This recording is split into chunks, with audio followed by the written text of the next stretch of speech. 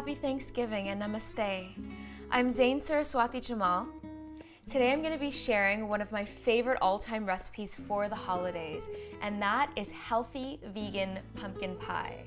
So let's get started. The recipe takes two different sections. So first we're going to start by creating the crust, and then we're going to move on to the filling. So for the crust, I'm going to open my gorgeous Breville food processor here, and I'm going to throw in a cup of oats. So these are just regular slow cook oats, and I'm just going to put them right through the chute there. They don't have to be cooked because they will bake on their own.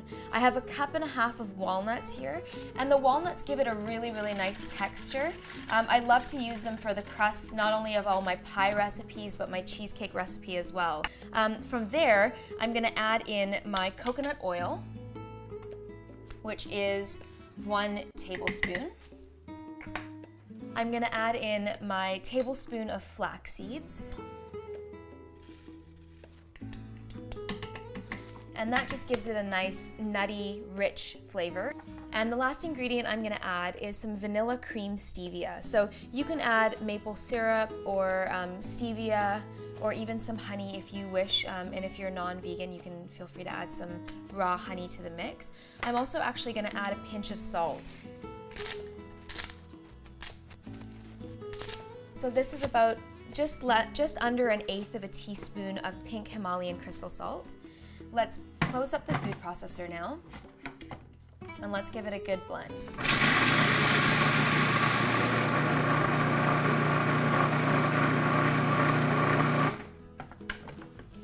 So this is a great crust, a beautiful, delicious crust for a pumpkin pie. And what we're gonna do is we're gonna now assemble the crust right into the pie dish. So I've got a non-stick pie pan here. You can feel free to use an aluminum disposable pie pan if you choose. I'm gonna take the blade out here, so just be really careful with your food processor. We don't want any Thanksgiving casualties.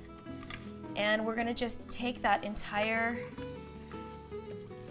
pile, and we're gonna just lay it right down into the pie plate. So that's great. It's a really nice measurement.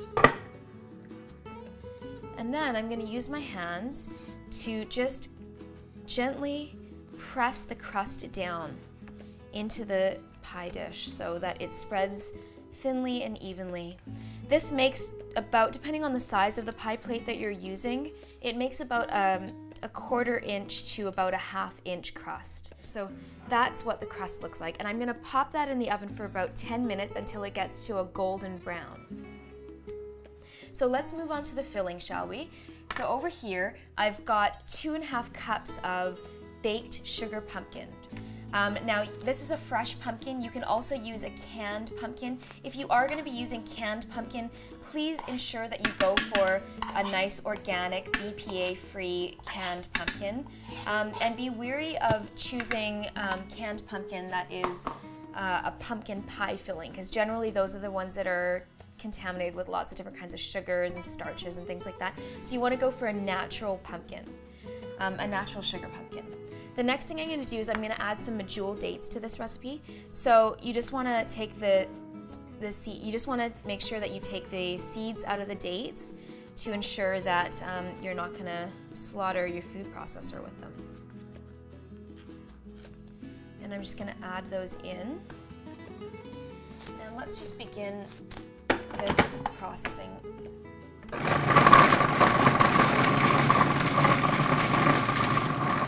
So we're gonna let that blend, and I'm gonna add in some of my remaining ingredients just through the food chute here up top. So what I wanna add in is I wanna add in some cinnamon, and I'm gonna add about a tablespoonful of maple syrup here. You don't have to add maple syrup. You can add honey, or you can add stevia or another sweetener. I like the maple syrup. I feel like it caramelizes really well with the pumpkin. So I'm gonna leave that in there. The next ingredient I'm gonna add, which is an optional ingredient, is coconut butter.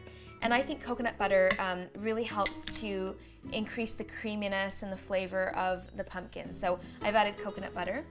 I've got some allspice and nutmeg here. You can feel free to use pumpkin spice as well. That just kind of combines all of the spices in one. And I'm gonna add some fresh ginger here. I'm gonna add about a 1/4 cup of almond milk as well to this recipe. So this is a homemade almond milk that I made myself. You can choose to use any nut milk that you like. I've got some great recipes on my website for how to make your own nut milk. If you're interested, please check them out. And last but not least, I'm gonna add some vanilla. So just about a teaspoon of vanilla should usually do it. And just add that in there. And we're gonna give this a blend now.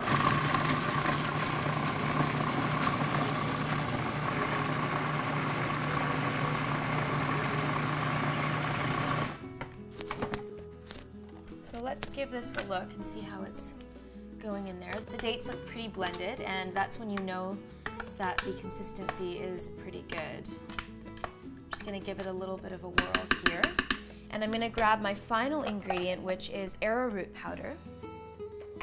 And that's about a teaspoonful there. So let's just add that to it.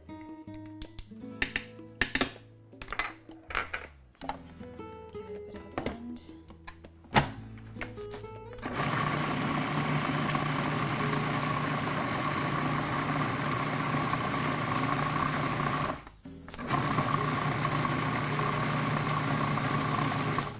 So I'm gonna go into the oven and I'm gonna bring out the crust. That should be pretty close to good by now.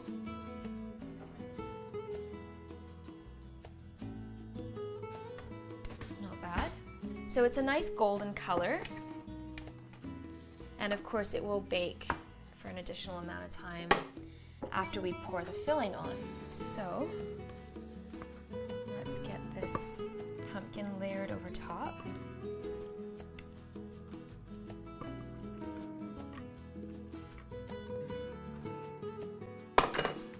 So let's just turn this around and make it nice and smooth here on our pie.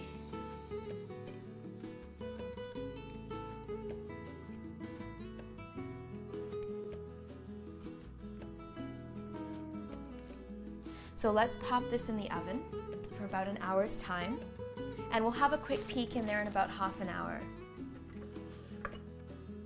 So here it is, fresh out of the oven, a delicious vegan pumpkin pie. So I'm gonna let this cool on the countertop for about 30 minutes to 45 minutes until we're completely finished with dinner, and then I'm gonna slice it up. For those of you who enjoy your pumpkin pie cold, you can also put this one in the fridge, and it'll help to just kind of harden it up a little bit before you slice it.